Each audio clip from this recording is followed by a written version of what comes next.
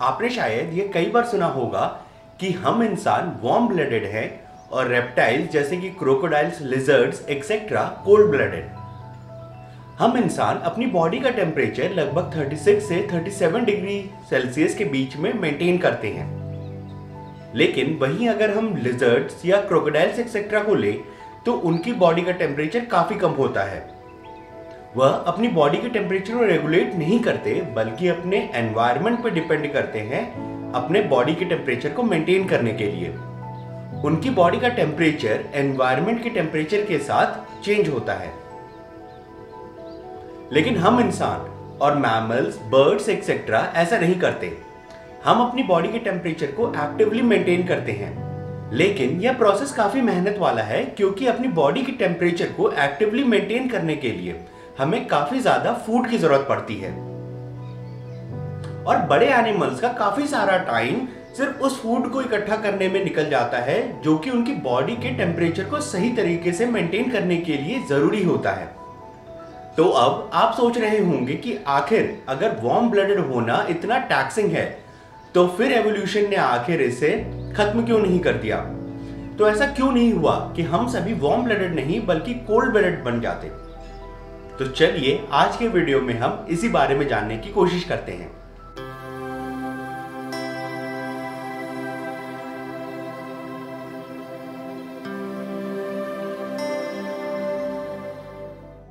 Brazil में पाए जाने वाली एक छोटी सी हमिंग बर्ड जिसका की नाम सॉम्बर हमिंग बर्ड है, उसका बॉडी टेम्परेचर दुनिया में सबसे ज्यादा होता है।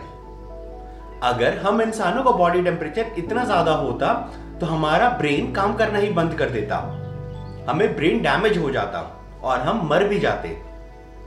क्योंकि अपनी बॉडी के टेम्परेचर को मेंटेन करने के लिए हमें काफी ज्यादा एनर्जी की जरूरत पड़ती है और यह एनर्जी खाने से आती है। अगर हम इंसानों का मेटाबॉलिज्म इस हमिंग बर्ड के इक्विवेलेंट होता तो हमें लगभग 80,000 कैलोरीज चाहिए होती हर दिन में सिर्फ जीने के लिए। दुनिया में हर ऑर्गेनिज्म बड़े मॉलिक्यूल्स को ब्रेक करके छोटे मॉलिक्यूल्स में कन्वर्ट करता है और इस प्रोसेस में एनर्जी रिलीज होती है और यह बड़े मॉलिक्यूल्स हमें खाने से मिलते हैं। यह एनर्जी हमें जिंदा रहने और अपने मसल्स को मूव करने में हेल्प करती है।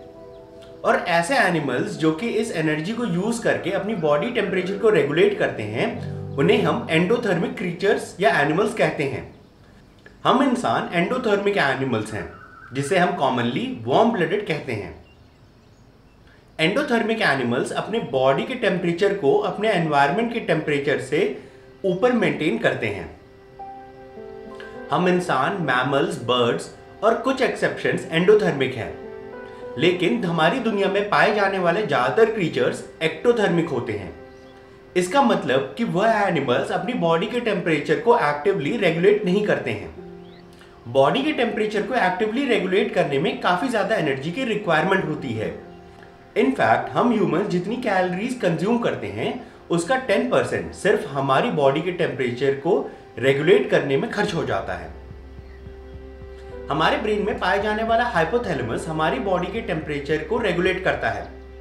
अगर हमारी बॉडी का टेम्परेचर नॉर्मल से नीचे गिर जाता है तब हाइपोथैलेमस हमारी बॉडी में शिवरिंग स्टार्ट कर देता है, हमारी ब्लड वेसल्स कॉन्स्ट्रिक्ट कर जाती हैं और हमारी स्किन श्रिंक होने लगती है, जिसकी वजह से आप गूज़बम्प्स एक्सपीरियंस करते हैं। लेकिन इन सभी की वजह से हमारी बॉडी का टेम्परेचर दोबारा से इंक्रीज होने लगता है क्योंकि हमारी बॉडी से हीट डिसिपेशन कम हो जाता है।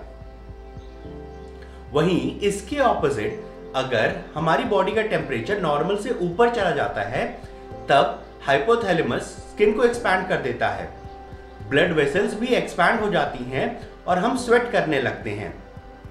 स्वेट के इवेपोरेट होने की वजह से हमारी बॉडी का टेम्परेचर कम हो जाता है।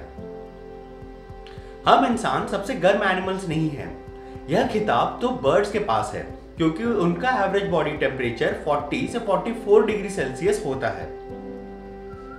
बॉडी टेम्परेचर को रेगुलेट करना एक कठिन और रिस्की काम है, तो फिर जरूर ही ऐसा करने के पीछे काफी बड़े एवोल्यूशनरी एडवांटेजेस होंगे, इसीलिए हम आज वार्म ब्लडेड हैं।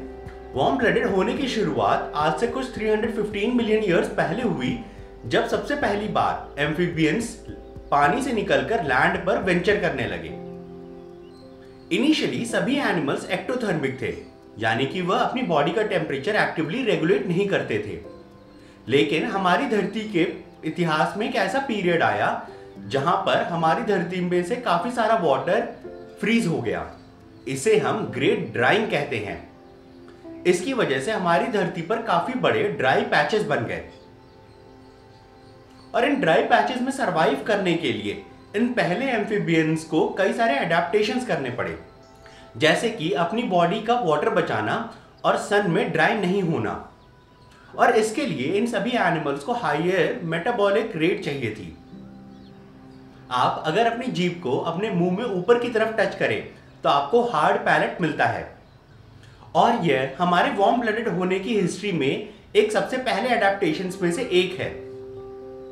सबसे पहले एम्फीबियंस में हार्ड पैलेट नहीं होता था और इसीलिए वह खाना और सांस लेना एक साथ नहीं कर सकते थे।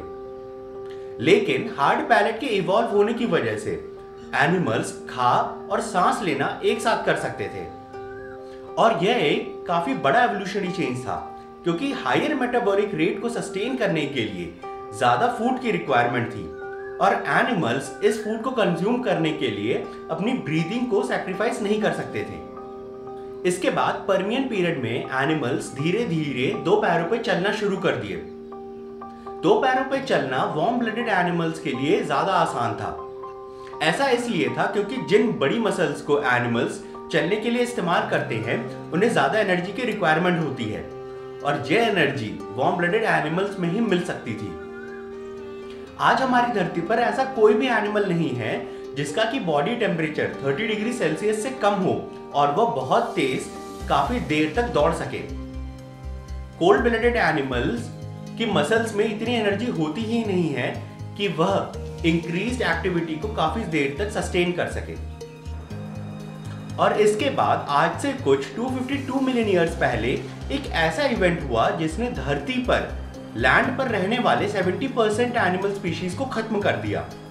इसे हम द ग्रेट डाइंग कहते हैं। और इस इवेंट के बाद वही एनिमल्स बचे जो कि काफी जल्दी बड़े हो सकते थे, और ये एनिमल्स एक्चुअली वही एनिमल्स थे जो कि अपनी बॉडी के टेम्परेचर को एक्टिवली रेगुलेट कर सकते थे।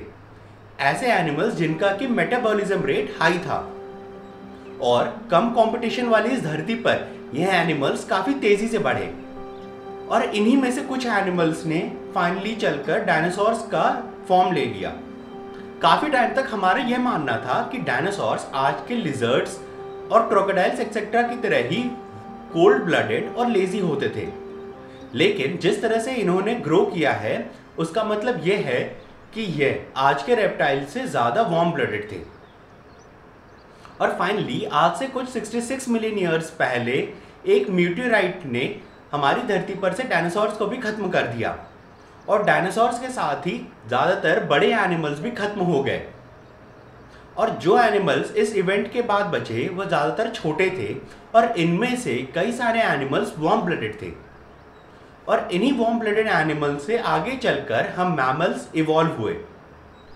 इस इवेंट में कुछ डायनासोर्स भी बच गए थे जो कि बर्ड्स के फॉर्म में फाइनली इवॉल्व हुए। लेकिन इन सभी इवेंट्स को समझने के बावजूद भी हमारे ये क्वेश्चन अभी भी सॉल्व नहीं होता है कि आखिर आज तक हम वार्म ब्लडेड क्यों हैं। ऐसा क्यों नहीं हुआ कि एवोल्यूशन ने इस लास्ट एक्सटिंक्शन इवेंट के बाद हम सभी को इवेंचुअली कोल्ड ब्लडेड बना दिया। इवन दो वार्म ब्लडेड होना काफी रिस्की और कठिन काम है, लेकिन अगर हम वार्म ब्लडेड नहीं होते तो हम उन हैबिटेट्स में सरवाइव नहीं कर पाते जहां पर आज हम पाए जाते हैं।